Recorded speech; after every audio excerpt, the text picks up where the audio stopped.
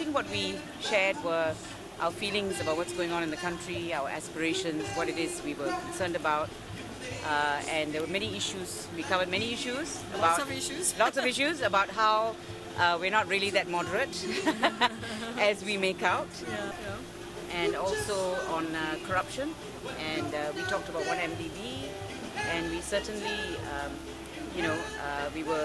we welcomed his speech in Singapore, which talked about dirty money and eradication of corruption. And we hoped he had passed that message to our Prime Minister.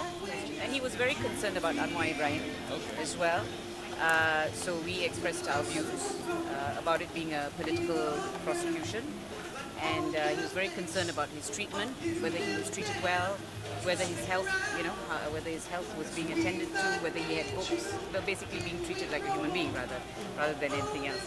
So that was his question to us. So we explained what the situation was there. Yeah, I think you see, the reason we say these things to, like Obama who came and to Cameron and so on, is really so that they don't go away praising our system and saying it's wonderful when it's not. Because obviously when they do that, they embolden the present government into continuing its breach of the rule of law and so on, and it undermines the work we're doing to try and improve things in this country. So I think that was really the aim, and they are interested in knowing as well.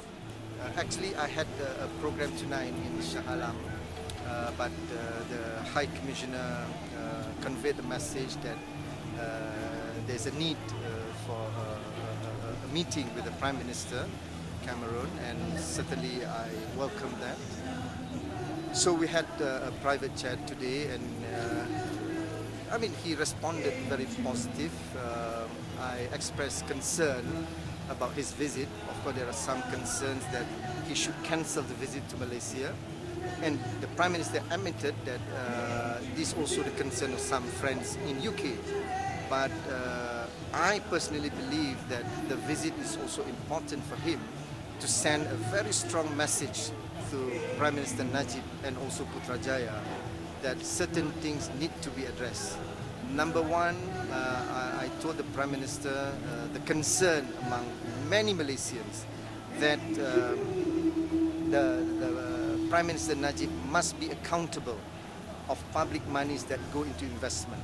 I think we all agree that 1MDB is a classic example, that it must be transparent and he must disclose the details to the public. Number two, I told the Prime Minister that he personally promised that no dirty money will be kept in United Kingdom. And I stressed the point that this is your promise, that we want to ensure that no money laundering being practiced and allowed under these shell companies and even 1MDB.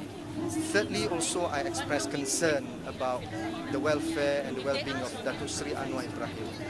And I'm glad to note that the Prime Minister informed me that he already expressed these concerns to the Prime Minister during the meeting today, including the issues of Datuk Seri Anwar Ibrahim, and he must be given the treatment for his health condition.